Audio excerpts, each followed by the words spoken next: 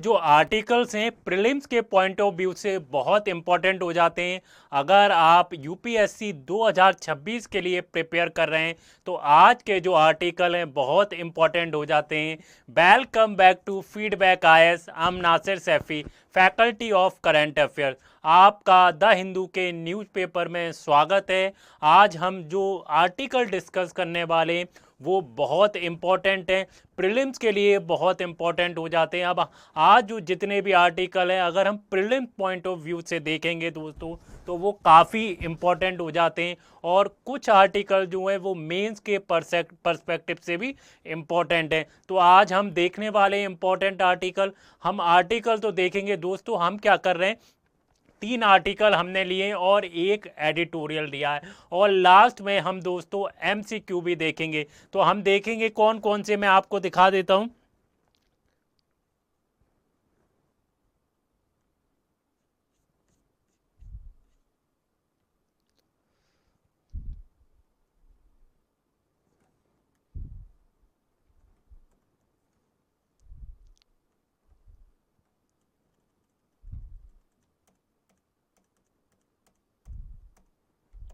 दोस्तों ये हम 4 एमसीक्यू लास्ट में देखने वाले हैं। अगर आप वीडियो के लास्ट तक रुकते हैं तो हम 4 एमसीक्यू देखेंगे। बहुत इंपॉर्टेंट एमसीक्यू हैं। अगर हम प्रीलिम्स की बात करते हैं तो प्रीलिम्स के लिए बहुत इंपॉर्टेंट हो जाते हैं 4 एमसीक्यू।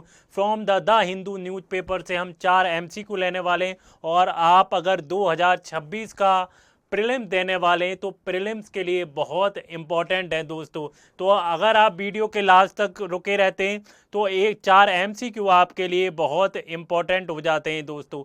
तो चलिए क्विकली देख लेते हैं हमारे जो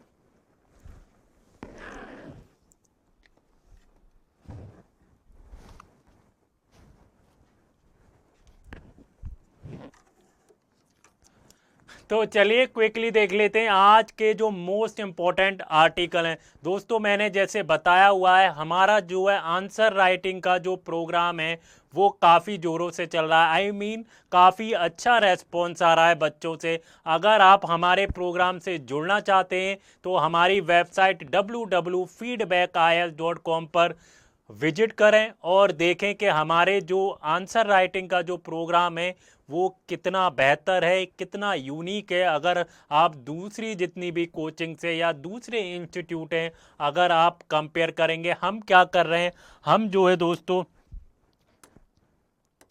हम जो है अगर बच्चे को आंसर राइटिंग का कुछ पता ही नहीं है, वो जीरो अंडरस्टैंडिंग है आंसर राइटिंग में, तो हम उसको क्या करेंगे, जीरो से स्टार्ट करेंगे। जिसको मालूम ही नहीं है आंसर राइटिंग क्या होता है तो हम जीरो से स्टार्ट करेंगे।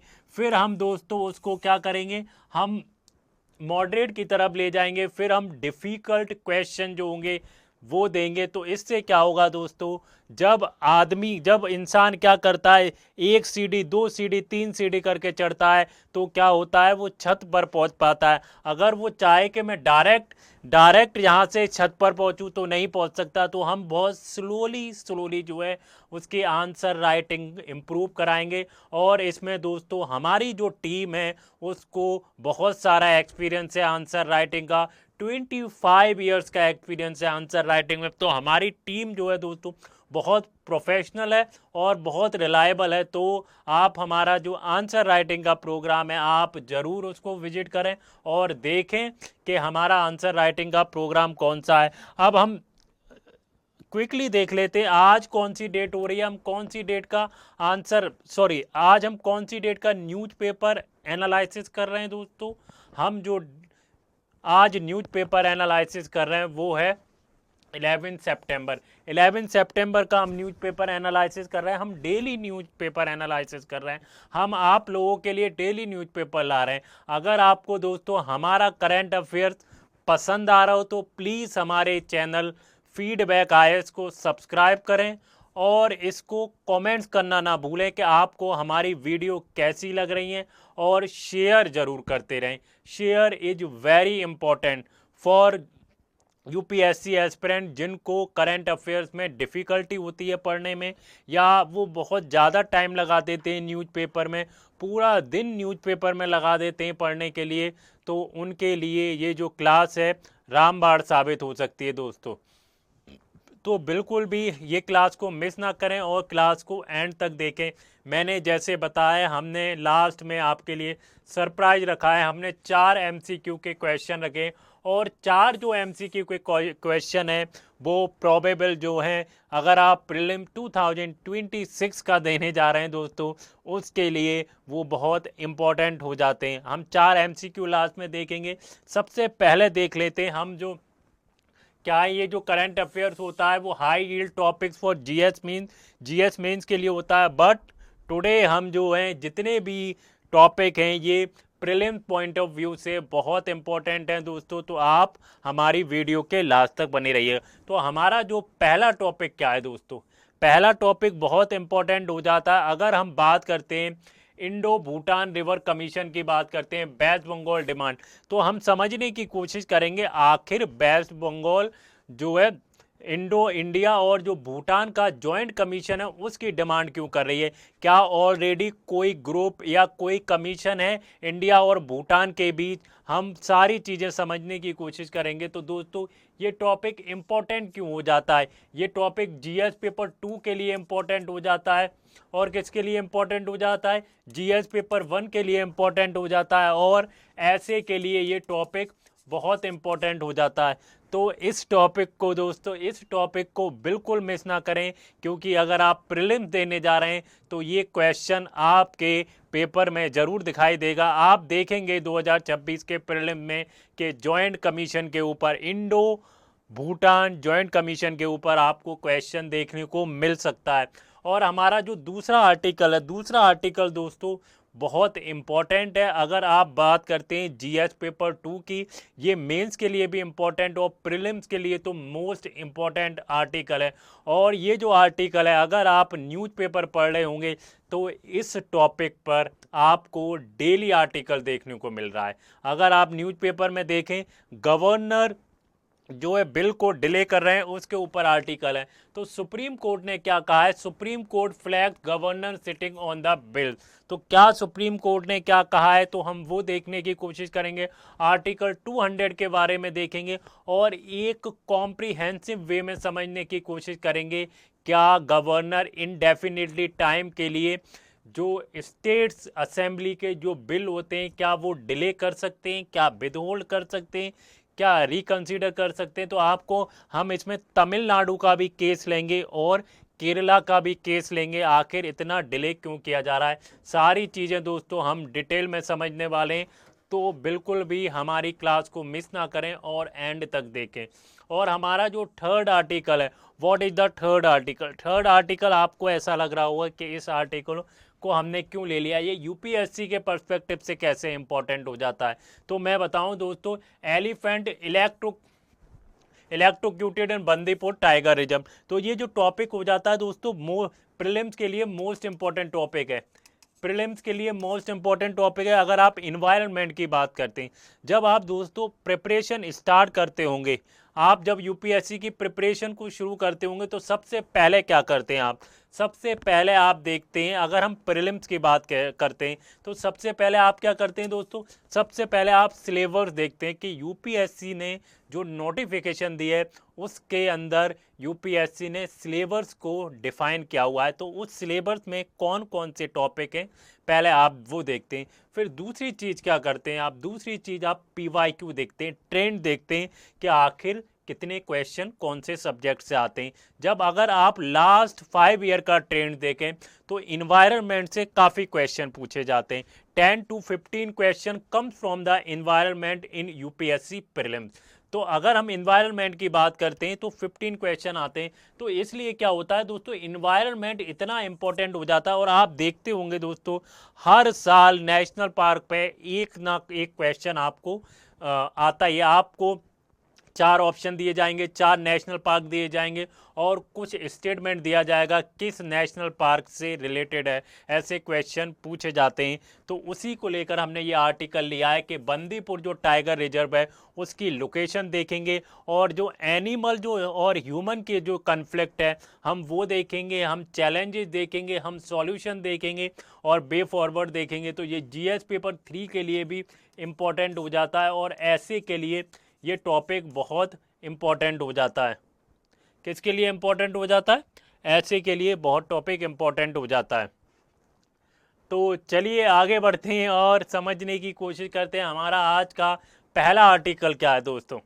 मैंने जैसे बताया कि आज का पहला आर्टिकल क्या है, क्या जो भूटान है उसके बीच जॉइंट कमीशन है, कोई जॉइंट कमीशन है या नहीं। तो हम यही समझने की कोशिश करते हैं।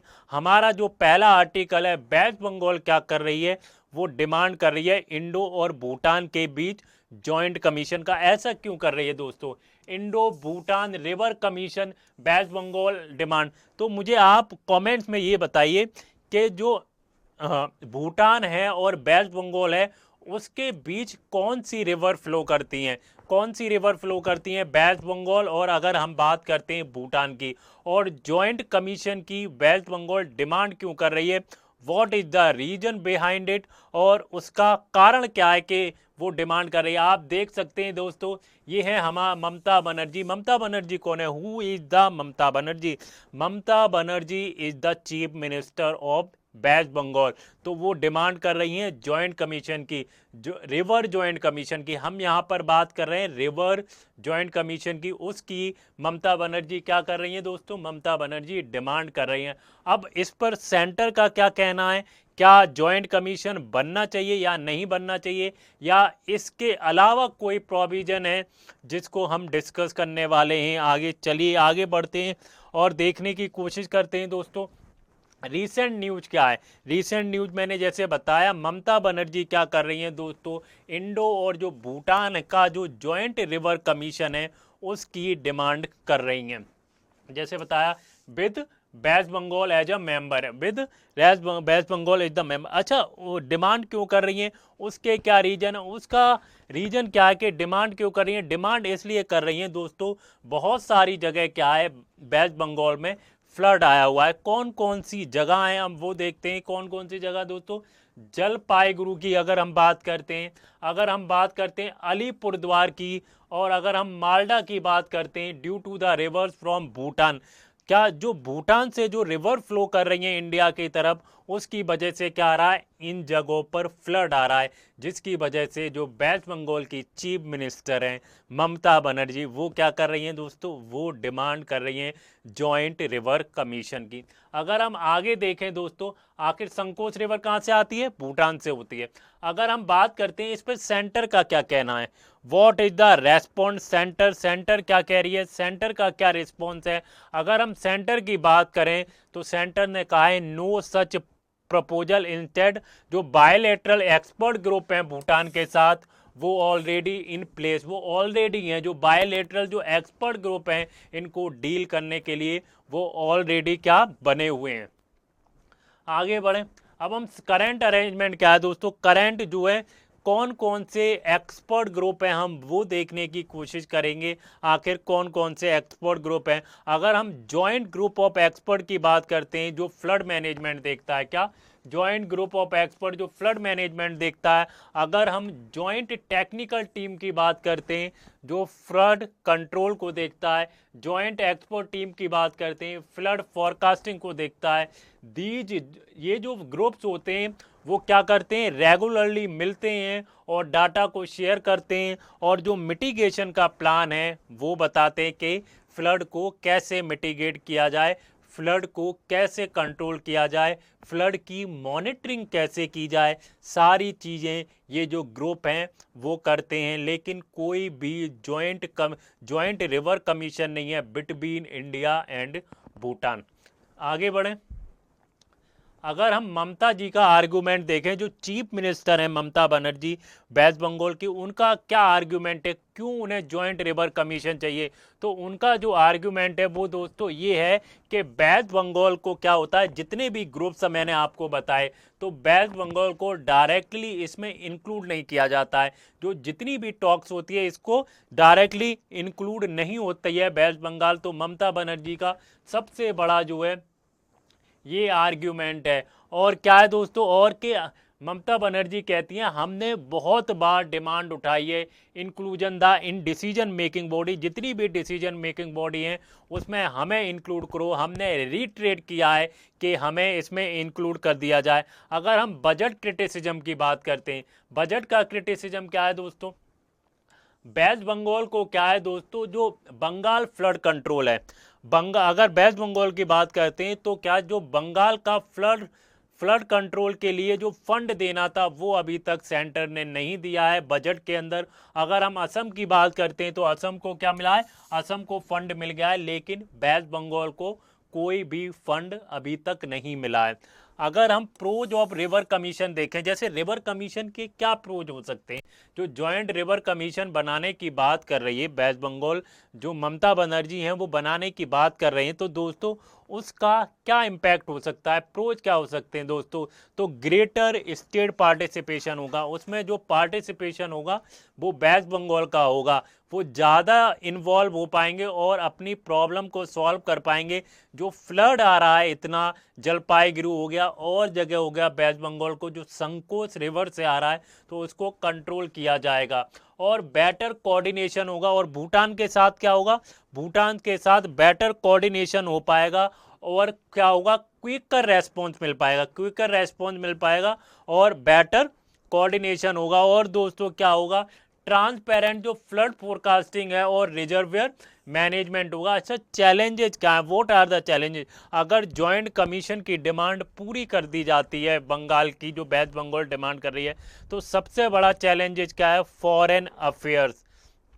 फॉरेन अफेयर्स क्या है दोस्तों, जो वो है यूनियन लिस्ट में आता है जिसका स्टेट्स हैव लिमिटेड से, क्या है, स्टेट्स हैव लिमिटेड से, coordination between multiple state, centre and Bhutan. तो अगर हम कोऑर्डिनेशन की बात करते हैं तो कोऑर्डिनेशन में बहुत सारे स्टेक होल्डर हो जाएंगे और जो सॉल्यूशन निकालना बड़ा कॉम्प्लेक्स हो जाएगा।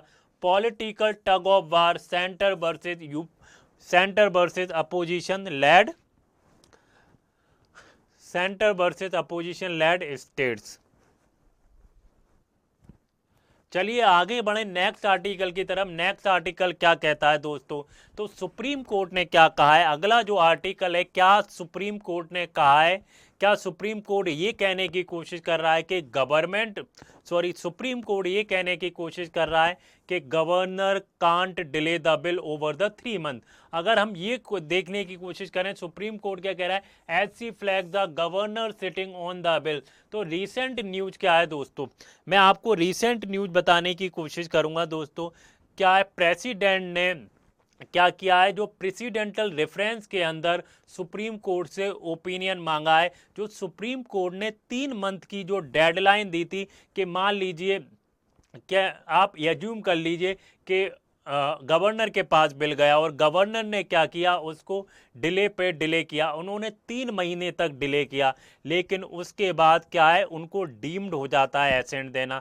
गवर्नर को क्या होगा, एसेंट देना ही पड़ेगा, जो सुप्रीम कोर्ट ने अपने 2024 के जजमेंट में कहा। तो उसी के ऊपर दोस्तों सुनवाई चल रही है कि प्रेसिडेंट ने कहा जो आपने जजमेंट दिया था 3 मंथ की जो डेडलाइन रखी हुई है, क्या वो कॉन्स्टिट्यूशनल के अकॉर्डिंग है या आपने इंटरप्रिटेशन दी है, उसी के ऊपर केस चल रहा है। तो दोस्तों जो CJI BR गवाई है, 5 जज की प्रेसिडेंटल रेफरेंस बेंच बैठी, क्वेश्चन किया गया क्या जो गवर्नर है सालों तक बिल को डिले कर सकता है। जैसे आपको पता होगा, अगर हम तमिलनाडु की बात करते हैं तो तमिलनाडु के अंदर क्या किया, तमिलनाडु असेंबली ने गवर्नर को बिल भेजा, तो गवर्नर ने क्या किया, 2020 से लेके अभी क्या चल रहा है, 2025 चल रहा है, अभी तक बिल को डिले किए जा रहे हैं, बिल को उन्होंने एसेंट ही नहीं दिया है।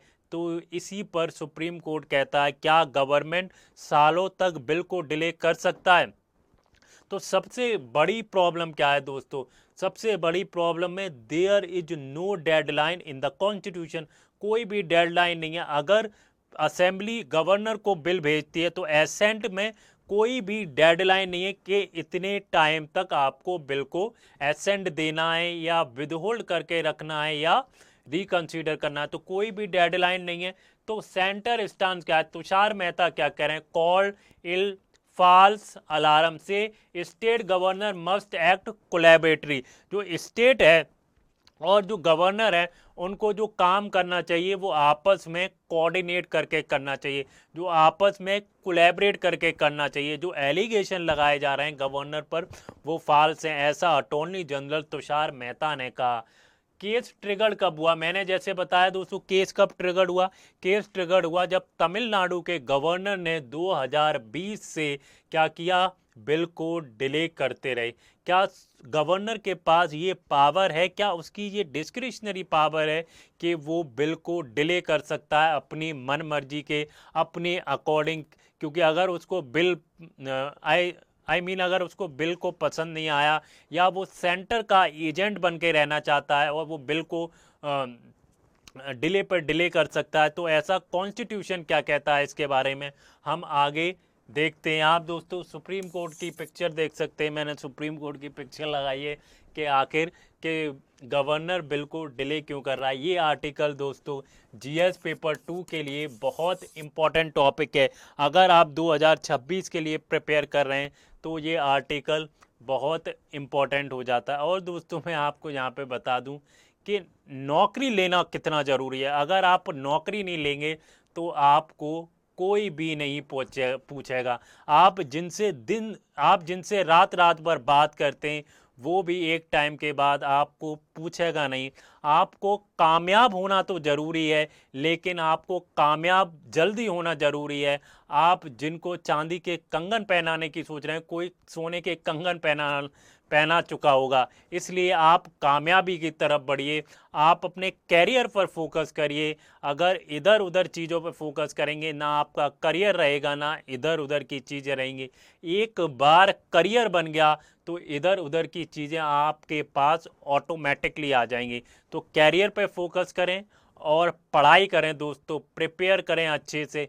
सबसे ज़्यादा ज़रूरी चीज़ क्या है दोस्तों? खुद से ईमानदार रहें। आप अगर खुद से ईमानदार नहीं हैं तो आप ज़िंदगी में कभी कामयाब नहीं हो पाएंगे। आप कामयाब हो ही नहीं सकते अगर आप खुद से ईमानदार नहीं हैं। सबसे पहले खुद से ईमानदार होइए, फिर आप कैरियर में आगे बढ़ सकते हैं या आप यूपीएससी क्लियर कर सकते हैं। तो आगे बढ़ें, हम अपने आर्टिकल की तरफ बढ़ते हैं। तो दोस्तों हम समझने की कोशिश करते हैं आर्टिकल 200 क्या कहता है। आर्टिकल 200 कहता है कि गवर्नर के पास कौन कौन सी पावर हैं। अगर गवर्नर के पास बिल भेजा जाता है तो गवर्नर क्या कर सकता है? उस बिल को एसेंट देगा, उस बिल को विदहोल्ड कर सकता है, उस बिल को क्या कर सकता है? रिकंसिडर कर सकता है, उस बिल को प्रेसिडेंट के लिए रिजर्व कर सकता है अगर वो मनी बिल नहीं है। क्या नहीं है? अगर वो मनी बिल नहीं है, रिजर्व रख सकता है प्रेसिडेंट के लिए। अगर हम आर्टिकल 201 की बात करें तो आर्टिकल 201 क्या कहता है? President power on reserve bill. President power on reserve bill जो आर्टिकल 201 है उस पे क्या है? आर्टिकल 201 में मेंशन किया गया है कि प्रेसिडेंट की क्या पावर है अगर रिजर्व बिल भेजा जाता है प्रेसिडेंट के पास बाय द गवर्नर। तो हम प्रेसिडेंट की पावर, अगर हम प्रेसिडेंट की पावर डिस्कस करने लगेंगे तो काफ़ी टाइम लग जाएगा और वीडियो काफ़ी लंबी हो जाएगी। अगर आप यूपीएससी की प्रिपरेशन कर रहे हैं, अगर आप लक्ष्मीकांत पढ़ रहे हैं तो Laxmikant is like a bible of polity, तो आप उसको मल्टीपल टाइम बाद रिवाइज कीजिए, मल्टीपल टाइम्स रिवाइज कीजिए, जब आपको एक अंडरस्टैंडिंग बनेगी पॉलिटी के अंदर। तो पॉलिटी जो है दोस्तों is a very difficult subject. अगर आप एक बार पढ़ लेंगे, सोचेंगे कि एक बार पढ़ने में मुझे पॉलिटी याद हो जाएगी या पॉलिटी में मेरी अंडरस्टैंडिंग बन जाएगी, ऐसा नहीं है। कम से कम एटलीस्ट मैं बता रहा हूँ आपको 10 टाइम्स आपको रिवाइज करना पड़ेगा पॉलिटी को बिफोर द एंटरिंग एग्ज़ाम। तो आप पॉलिटी को बहुत रिवाइज करिए, बिकॉज जब इनिशियली क्या था, मुझे पॉलिटी बहुत ही ईजीएस्ट सब्जेक्ट लगता था। जब मैं पहली बार जब प्रीलिम्स में बैठा तो मुझे चीज़ें मिक्स होने लगी पॉलिटी की। तो इसलिए कहते हैं पॉलिटी इजी सब्जेक्ट नहीं है, बहुत ही डिफ़िकल्ट सब्जेक्ट है। अगर आप अच्छे से प्रिपेयर नहीं करते हैं, अगर आप स्ट्रेटेजी बना के नहीं पढ़ते हैं पॉलिटी को, तो आपके पॉलिटी के क्वेश्चन गलत होने की जो चांसेस होते हैं दोस्तों वो 80% होते हैं। तो इसलिए पॉलिटी को कभी भी हल्के में मत लीजिएगा दोस्तों। जैसे मैंने 2024 की आपको रूलिंग बता दी, 2024 में सुप्रीम कोर्ट ने क्या कहा, अगर गवर्नर बिल को डिले करते हैं, 3 महीने से ज़्यादा हो जाते हैं, तो क्या हो जाता है, गवर्नर पर डीम्ड होता है एसेंट देना।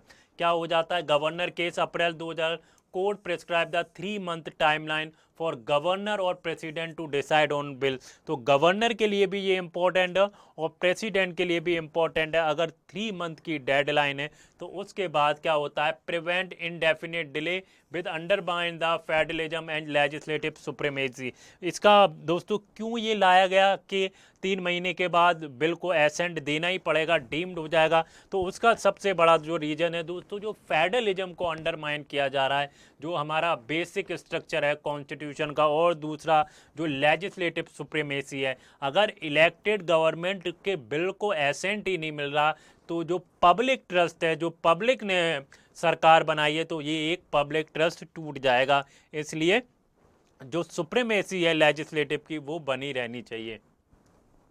अच्छा, एससी के क्वेश्चन क्या थे दोस्तों, क्या सुप्रीम कोर्ट ने क्या क्वेश्चन उठाए थे, आप मुझे कमेंट में बताइए। क्वेश्चन क्या थे, क्या governor kill a bill pass by the elected legislature by just with holding around में, क्वेश्चन यही उठता है, क्या गवर्नर जो है बिल को डिले कर सकता है, जबकि वो जो इलेक्टेड गवर्नमेंट है उसने बिल को भेजा है, इलेक्टेड असेंबली है उसने बिल को गवर्नर के पास भेजा है। तो सुप्रीम कोर्ट का ये क्वेश्चन था, किससे, तुषार मेहता से ये क्वेश्चन था, should there not be consultative process return bill for reconsideration. Centre का क्या आर्गूमेंट था, सेंटर का आर्गूमेंट था governor is equal to rubber stamp.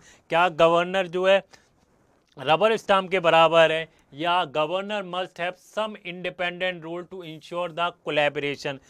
तो गवर्नर के पास क्या है, सम पावर्स होती हैं कोलैबोरेशन करने की। अगर हम फेडरलिज्म टसल की बात करते हैं, क्या फेडरलिज्म टसल क्या है, सेंटर और स्टेट्स के बीच क्या टसल है। तो अगर हम स्टेट व्यू की बात करते हैं, तमिलनाडु की व्यू की बात करते हैं, केरला के व्यू की बात करते हैं, तो तमिलनाडु गवर्नर क्या है दोस्तों, जो अपॉइंट किया जाता है वो सेंटर के द्वारा किया जाता है। Bills is equal to political wise, जो बिल होता है, जो तमिलनाडु हो गया या केरला हो गया, तो हमेशा से वो कहते आए governor is like a agent of a centre, इसलिए वो बिल को इतना डिले किए जा रहे हैं, जिससे क्या हो, स्टेट के जो गवर्नेंस है उस पर बहुत ज़्यादा इम्पैक्ट पड़े। Governors appointed by the centre, delay bill the political by, violate the spirit of the democracy and undermine the legislature। अगर हम सेंटर के व्यू की बात करते हैं तो सेंटर का व्यू क्या है, सेंटर क्या कहती है, सेंटर हमेशा से ये कहती आई है दोस्तों, governor are the constitutional head. Governor जो है कॉन्स्टिट्यूशनल हेड है, नॉट ऑर्नामेंटल। ऐसा नहीं है कि जो गवर्नर है सिर्फ देखने के लिए, गवर्नर एक कॉन्स्टिट्यूशनल हेड है और उसके पास खुद की अपनी पावर है। कॉन्स्टिट्यूशन में अगर आप 200 की बात करते हैं तो उसके पास कितनी पावर है, ऑर्डिनेंस की पावर है, तो सारी पावर गवर्नर के बिना स्टेट असेंबली वर्क नहीं कर सकती प्रॉपरली, और must act beyond the just signing bills mechanically. और सेंटर का ये कहना है कि गवर्नर को बस इस रूप में ना देखा जाए कि वो बिल्स को क्या करता है, बिल्स को एसेंट देता है, बिल्स को विदहोल्ड करता है, बिल्स को रिकंसिडर करता है, बिल्स को प्रेसिडेंट को भेजता है, जो रिजर्व बिल किए जाते हैं उसको, बस इससे ऊपर देखा जाए गवर्नर को। आगे बढ़े दोस्तों, हमारा जो नेक्स्ट आर्टिकल है,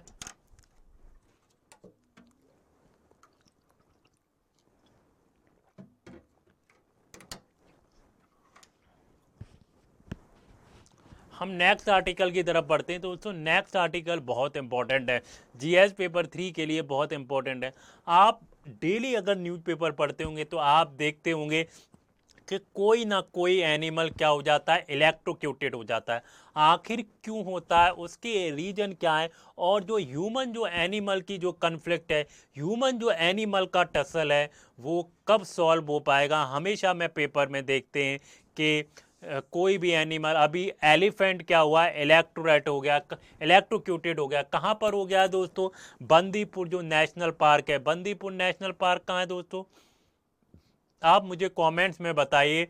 बंदीपुर नेशनल पार्क है कहाँ, जो बंदीपुर नेशनल पार्क लोकेटेड कहाँ है, हम वो देखेंगे दोस्तों। तो हमारा आज का आर्टिकल क्या है, elephant electrocuted in Bandipur tiger reserve. Bandipur tiger reserve में एलिफेंट इलेक्ट्रोक्यूटेड हो गया है।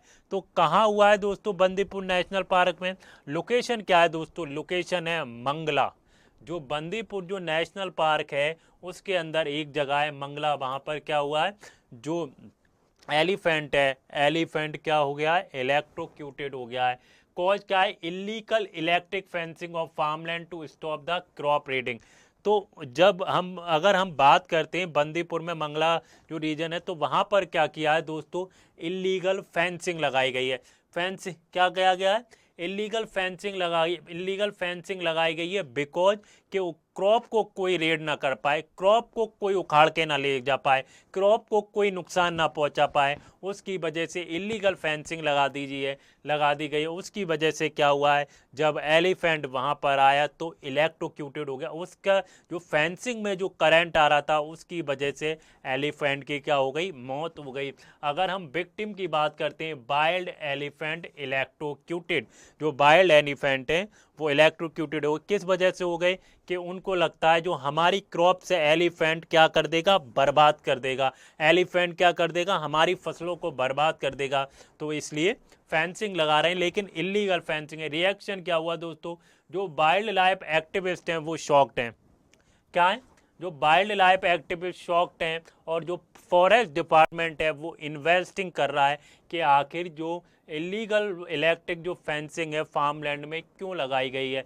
वो तो कहते हैं कि हमने जो क्रॉप रेड है उसको स्टॉप करने के लिए लगाई है, लेकिन आखिर इसका सॉल्यूशन क्या है, क्यों इतने एलिफेंट्स हो गए, टाइगर्स हो गए बहुत सारे, कि आखिर क्यों ऐसा होता है कि एनिमल्स इलेक्ट्रोक्यूटेड हो रहे हैं। चलिए आगे देखें। अगर हम आगे बढ़ते हैं दोस्तों, जो बंदीपुर जो टाइगर रिजर्व है वो कौन से बायोस्फीयर का रिजर्व है, आप मुझे कमेंट में बताइए।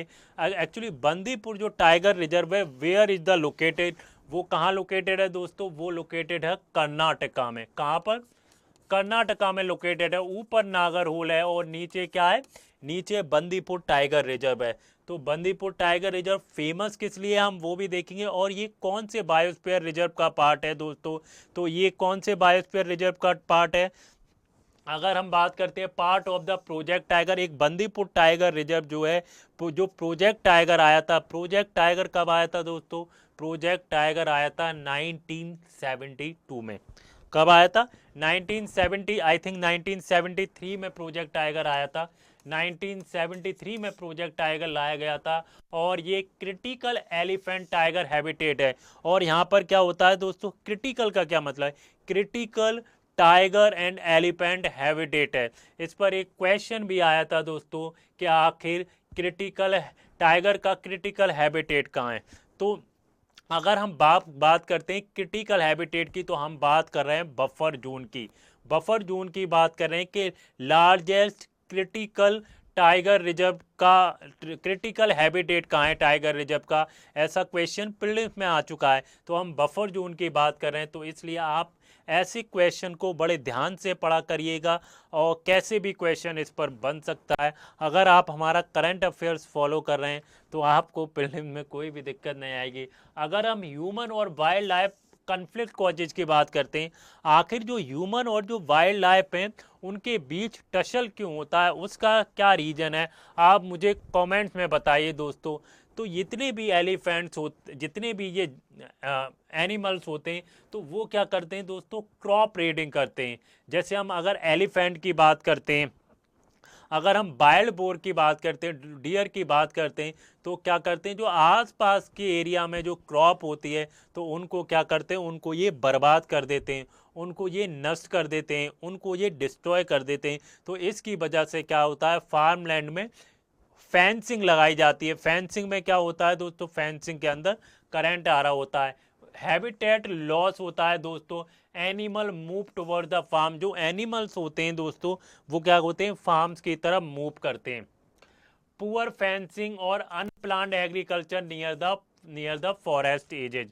अच्छा, इलीगल इलेक्ट्रिक फेंसिंग क्या है, what is illegal electric fencing क्या लगाई गई है, दोस्तों मेजर कॉज है elephant death in Karnataka and Tamil Nadu. जो इलीगल फेंसिंग लगाई जाती है उसकी वजह से क्या हुआ है, सबसे ज़्यादा एलिफेंट की और किसकी, हाँ एलिफेंट की डेथ हुई है केरला और अगर हम तमिलनाडु की बात करते हैं, सॉरी केरला में भी बहुत सारी डेथ हुई है, कर्नाटका के अंदर भी और तमिलनाडु के अंदर बहुत सारी एलिफेंट की डेथ हुई है। अब हम ये समझिए मैप में समझने की कोशिश करेंगे दोस्तों। यहाँ बंदीपुर नेशनल पार्क है, ये क्या है, बंदीपुर नेशनल पार्क है, और ये है नागरहोल नेशनल पार्क। ये दोनों क्या है दोस्तों, कर्नाटका में बंदीपुर ये रहा तो नागरहोल ये रहा, तो दोनों नेशनल पार्क कहाँ पर हैं, कर्नाटका में। अब आपको दोस्तों ये येलो येलो जो पार्ट दिख रहा है, ये येलो, ये पूरा जो येलो येलो पार्ट दिख रहा है दोस्तों क्या है, क्रॉप एंड प्रॉपर्टी डैमेज। तो जितने भी दोस्तों मैंने एनिमल्स बताए वो क्या कर रहे हैं, इस एरिया में क्रॉप को डैमेज कर रहे हैं, क्रॉप को डिस्ट्रॉय कर रहे हैं, और जो प्रॉपर्टी है उसको डिस्ट्रॉय कर रहे हैं। अगर हम लाइव स्टॉक प्रीडेटरी की बात करते हैं, आपको दोस्तों ये जो एरिया दिख रहा है, ब्लू ब्लू जो एरिया दिख रहा है, तो ये लाइव स्टॉक प्रीडेटरी हो रही है। और ह्यूमन इंजरी एंड डेथ, अगर हम ह्यूमन इंजरी अगर डेथ की बात करते हैं दोस्तों, तो 48 डेथ हुई ह्यूमन इंजरी। अगर आप रेड वाला एरिया देखें, जितना भी रेड वाला एरिया है, तो यहाँ पर क्या हुई दोस्तों, एनिमल्स की वजह से ह्यूमन इंजरी हुई 48 लोगों की। तो बहुत ऐसा नहीं है दोस्तों, प्रॉब्लम तो है ये कि जो एनिमल्स होते हैं वो फार्म्स की तरफ जाते हैं, वो अर्बन एरिया की तरफ जाते हैं। तो इसका सॉल्यूशन क्या है वो हम देखने की कोशिश करेंगे दोस्तों। तो इसका सॉल्यूशन क्या है, इसका सॉल्यूशन ये है दोस्तों, जो एनिमल्स हैं उनका क्या करना चाहिए, उनका सर्विलांस करना चाहिए, और उनको ट्रैक करना चाहिए। ट्रैकिंग से क्या कि एनिमल जहाँ कहाँ रहे, और फेंसिंग जो होना चाहिए दोस्तों, इलीगल फेंसिंग नहीं होनी चाहिए। जो फेंसिंग करनी चाहिए वो लीगल फेंसिंग करना चाहिए, जिससे कि एनिमल्स को नुकसान ना हो। आगे बढ़ें।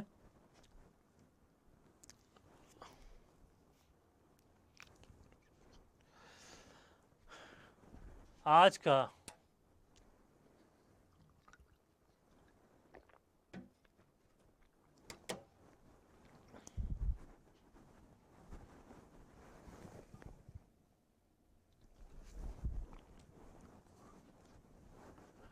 का हमारा लास्ट आर्टिकल है दोस्तों। लास्ट आर्टिकल क्या है दोस्तों, हमारा जो लास्ट आर्टिकल है दोस्तों, नेशनल फेलोशिप जो स्कॉलरशिप है ट्राइबल्स के लिए, वो प्रोग्राम के लिए आखिर वो डिले क्यों हो रहा है, जो एसटी को स्कॉलरशिप दी जा रही है वो डिले क्यों हो रहा है, उसका रीजन क्या है, और हम समझने की कोशिश करेंगे। जो नेशनल फेलोशिप जो स्कॉलरशिप प्रोग्राम है ट्राइबल्स के लिए, उसको डिले क्यों किया जा रहा है। National fellowship scholarship for ST candidate, जो शेड्यूल ट्राइब्स हैं उनके लिए जो फेलोशिप है उसको इतना डिले क्यों किया जा रहा है, और उसके रीजन क्या है दोस्तों। अगर हम बात करते हैं, हम समरी देखते हैं न्यूज़ की, आखिर क्या समरी है दोस्तों। एसटी स्कॉलर रिपोर्ट क्या है, ST scholar report, month long delay in the fellowship dispersal. Fellowship dispersal के लिए क्या हो रहा है, वो डिले हो रहा है। 2024 या 2025 के बैच की बात करते हैं तो दोस्तों पहला ही इंस्टॉलमेंट अभी तक रिसीव नहीं हुआ है आफ्टर द ईयर। 1 साल हो चुके हैं लेकिन अभी तक पहला इंस्टॉलमेंट रिसीव नहीं हुआ है। अगर हम 2023 और 2024 बैच की बात करते हैं दोस्तों, 7 मंथ का बैकलॉग अभी तक बचा हुआ है। Ministry ran out due to the fellowship hike 37,000, extra 220 crore sanction, pending dues expected 10 to 15 days. Scholars जो हैं क्या कर रहे हैं, बोरो मनी ले रहे हैं, स्कॉलर्स को फोर्स किया जा रहा है borrow money, self fund research और स्किप कॉन्फ्रेंसेस। स्कॉलर्स की डिमांड क्या है दोस्तों, immediate release and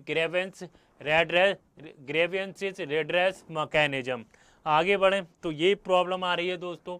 about the एनएफएसटी scheme, तो इस स्कीम को लॉन्च किसने किया था दोस्तों, इस स्कीम को जो लॉन्च किया है वो ट्राइबल अफेयर्स ने, मिनिस्ट्री ऑफ जो ट्राइबल अफेयर है उसने लॉन्च किया। 750 फेलोशिप पर year for MPhil and PhD up to the 5 year, MPhil के लिए और पीएचडी के लिए।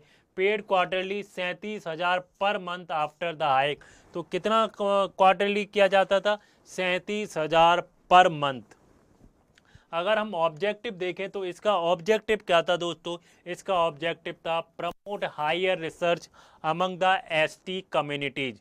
इश्यूज क्या है दोस्तों, इश्यूज सबसे बड़ा जो इश्यूज है एडमिनिस्ट्रेटिव इफिशिएंसी है। क्या है, administrative efficiency, delayed fund release, जो फंड है उसको डिले किए जा रहा है, बजटिंग प्रॉब्लम है, क्या कर रहे हैं जो फेलोशिप है उसको इंक्रीज किया जा रहा है, not match with allocation. Impact क्या हो रहा है स्कॉलर्स पे, रिसर्च क्वालिटी क्या हो रही है, गिर रही है, मेंटल स्ट्रेस हो रहा है, इनइक्वालिटी हो रही है पीयर्स के साथ, और सोशल जस्टिस फेलियर हो रहा है, और student already face structural disadvantage.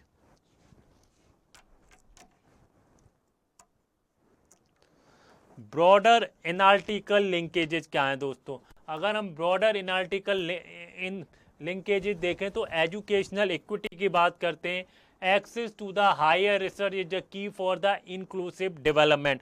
अगर हम इंक्लूसिव डेवलपमेंट की बात करते हैं तो इंक्लूसिव डेवलपमेंट कैसे आएगा दोस्तों, अगर हम हायर रिसर्च के लिए एक्सेस देंगे तो वो की है, और अगर हम मार्जिनलाइज्ड ग्रुप को देखते हैं तो ST representation in higher education remains low, तो एसटी का जो रिप्रेजेंटेशन है हायर एजुकेशन में अभी भी लो है, क्या है, लो है। अगर हम गवर्नेंस गैप की बात करें, scheme design versus the implementation mismatch, financial planning, welfare scheme need dynamic budgeting when benefits are increase, reforms क्या है, नीडेड क्या है रिफॉर्म्स के दोस्तों, जो डिजिटल पेमेंट ट्रैकिंग है और डायरेक्ट ट्रांसफर है। अगर हम dedicated grievance redress portal, institutional autonomy in fund release. तो दोस्तों ये थे हमारे 4 मोस्ट इंपॉर्टेंट आर्टिकल।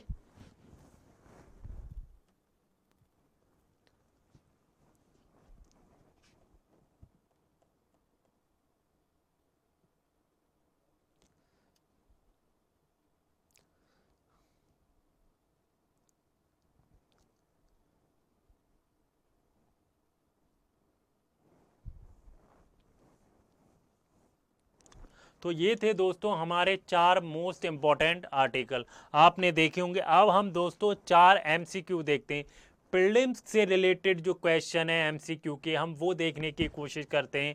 आपने दोस्तों इतना पेशेंस रखा प्रीलिम्स के क्वेश्चन के लिए, अब वो वक्त आ गया है कि हम प्रीलिम्स के क्वेश्चन देखें। चलिए पहला क्वेश्चन देख लेते हैं। जैसा आपने दोस्तों आपने पढ़ा होगा, अभी आज के जो आर्टिकल में पढ़ा होगा, तो पहला क्वेश्चन किससे दोस्तों, जो फेलोशिप स्कीम है ट्राइबल्स के लिए उसके ऊपर है।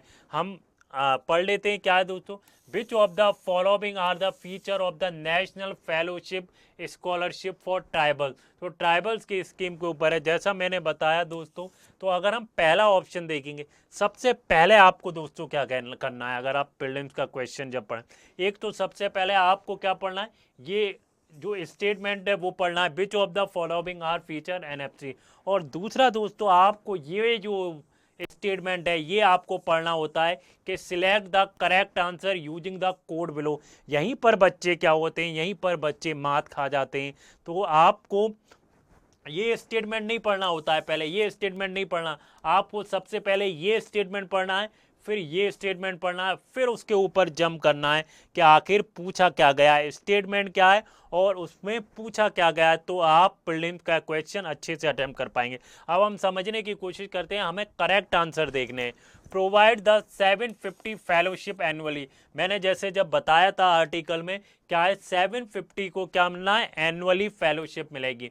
अगर हम दूसरा ऑप्शन देखें दोस्तों, दूसरा ऑप्शन क्या है, only open only ST student pursuing the higher studies in India, तो क्या लिखा है दोस्तों, ओनली एसटी, बिल्कुल सही है दोस्तों, ये शेड्यूल ट्राइब्स के लिए खाली शेड्यूल, आप जैसे देख सकते हैं NFST लिखा हुआ है, तो इसमें तो क्या हो गया दोस्तों, national fellowship scholarship for tribals, only tribals के लिए। तो ये जो ऑप्शन है पहला ऑप्शन सही हो जाता है, दूसरा ऑप्शन सही हो जाता है, the fellowship amount is revise periodically, तो ये ऑप्शन भी बिल्कुल सही है कि जो इसका अमाउंट है वो रिवाइज किया जाता है पीरियोडिकली।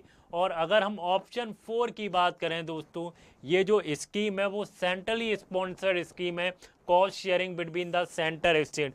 तो मैं यहाँ पर आपको बताना चाहता हूँ कि ये जो स्कीम है वो सेंटर सेक्टर स्कीम है, फुली जो फंड किया गया है वो सेंट्रल गवर्नमेंट ने किया है। तो फोर्थ ऑप्शन बिल्कुल गलत हो जाता है और इसका जो आंसर होगा दोस्तों 1 2 3, इसका जो आंसर है ए 1 2 3 होगा। अगला अगर हम बढ़ें, नेक्स्ट जो हमारा टॉपिक है, सॉरी क्वेश्चन है प्रीलिम्स का, वो है हमारा जो प्रीलिम्स का क्वेश्चन है वो इन्वायरमेंट से रिलेटेड है। और आप अगर प्रीलिम्स का आपने अटेम्प्ट दिया हो तो आप देखेंगे इन्वायरमेंट में ऐसे क्वेश्चन पूछे जाते हैं, हमेशा से ट्रेंडिंग क्वेश्चन रहे। आपको 4 स्टेटमेंट दे दिए जाएंगे कि ये जो एंडेमिक स्पीसीज हैं कहाँ कौन से नेशनल पार्क में।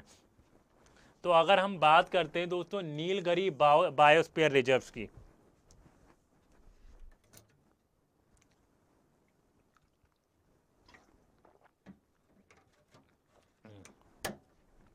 अगर हम बात करते हैं नीलगिरी बायोस्फीयर रिजर्व की बात करते हैं तो उसमें कौन कौन सी जो एंडेमिक स्पीसीज हैं, आपने ये पहला जो स्टेटमेंट पढ़ लिया, फिर हम देखेंगे select the correct answer using the code कि आखिर कौन से करेक्ट हैं। अब इसमें 4 ऑप्शन दिए गए कि कौन सी एंडेमिक स्पीसीज हैं जो नीलगिरी बायोस्फीयर रिजर्व है। लायन टेल्ड मकाओ, क्या लायन टेल्ड मकाओ पाई जाती है जो नीलगिरी बायोस्फीयर रिजर्व है? अगर हम बात करते हैं नीलगिरी ताहर पाया जाता है बायोस्फीयर रिजर्व में। अगर हम बात करते हैं मालाबार सिपेड पाया जाता है, ग्रिजल जायंट स्क्विरल पाई जाती है। तो जो चारों जो हैं दोस्तों ऑप्शन बिल्कुल करेक्ट हैं, बिकॉज नीलगिरी बायोस्फीयर रिजर्व में ये चारों क्या है, एंडेमिक स्पीसीज हैं। क्या है, चारों एंडेमिक स्पीसीज हैं। तो इसका आंसर क्या हो जाएगा 1 2 3 4, चारों बिल्कुल ठीक है। चलिए आगे बढ़े नेक्स्ट प्रीलिम्स के क्वेश्चन। तो दोस्तों आप मुझे इसका आंसर कमेंट्स में बताइएगा, इसका जो हम आंसर्स क्या होगा। हमारा जो तीसरा प्रीलिम्स का क्वेश्चन है, तो तीसरा प्रीलिम्स का क्वेश्चन किससे रिलेटेड है? तीसरा प्रीलिम्स का क्वेश्चन जो है दोस्तों वो गवर्नर से रिलेटेड है। ये मोस्ट ट्रेंडिंग टॉपिक है और ट्रेंडिंग क्वेश्चन है। अगर आप प्रीलिम्स 2026 देने जा रहे हैं तो ये मोस्ट इंपॉर्टेंट हो जाता है। तो अब अगर हम स्टेटमेंट देखें, क्या है statement? Under the article 200 of the constitution, 200 जो है कॉन्स्टिट्यूशन में क्या कहता है? Governor may take which of the following with respect to the bill pass by the state legislature. Governor के पास क्या पावर होती हैं, या अगर स्टेट असेंबली बिल को गवर्नर के पास भेजती है, तो हम वो देखने की कोशिश करेंगे। Give assent to the bill, बिल्कुल ठीक है, वो आर्टिकल 200 के अंदर क्या है? Give assent to the bill. Withhold the assent to the bill, बिल्कुल ठीक है दोस्तों। अगर हम बात करते हैं return to the bill for reconsideration of the legislative assembly, बिल्कुल ठीक है दोस्तों।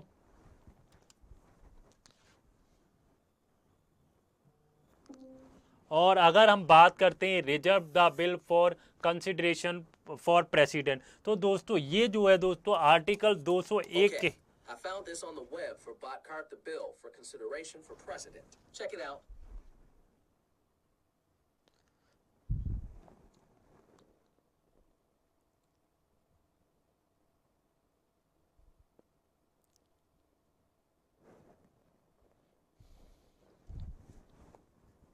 और चौथा जो है दोस्तों रिजर्व द बिल, ये भी आर्टिकल 200 के अंदर आता है। तो इसका जो आंसर होगा 1 2 3 4 होगा। तो इसका आंसर क्या है? 1 2 3 4। हमारा जो लास्ट का आज का प्रीलिम्स का क्वेश्चन है वो क्या है दोस्तों?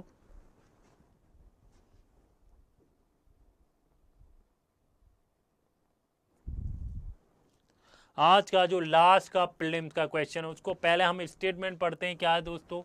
Consider the following statement regarding the संकोच रिवर। संकोच रिवर क्या है दोस्तों? इंडिया और भूटान के बीच फ्लो करती है। क्या करती है? भूटान के बीच फ्लो करती है। अगर हम पहला ऑप्शन देखें, it originate in Bhutan, it originate in Bhutan known पूर्ण तसांग चुंग इट्स अपर रीचेज, तो बिल्कुल पहला ऑप्शन बिल्कुल सही है क्योंकि ये भूटान से क्या होती है? ऑरिजिनेट होती है। अगर हम दूसरा ऑप्शन देखें, it flows through the Assam before joining the Brahmaputra,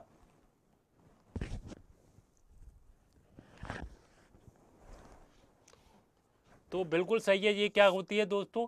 जो असम के थ्रू फ्लो होती है फिर ब्रह्मपुत्रा में मिल जाती है। अगर हम तीसरा ऑप्शन देखें, संकोच हाइड्रो एक joint venture between India and Bhutan, बिल्कुल इसके जो तीनों जो ऑप्शन है बिल्कुल ठीक है, 1, 2 एंड 3, 1, 2 एंड 3। तो ये हमारे प्रीलिम्स के क्वेश्चन थे और यहाँ पर हमारा वीडियो होता है एंड। तो आपको अगर मेरा वीडियो अच्छा लगा हो तो प्लीज़ लाइक करें, शेयर करें और कमेंट्स में ज़रूर बताएं आपको मेरा वीडियो कैसे लगा।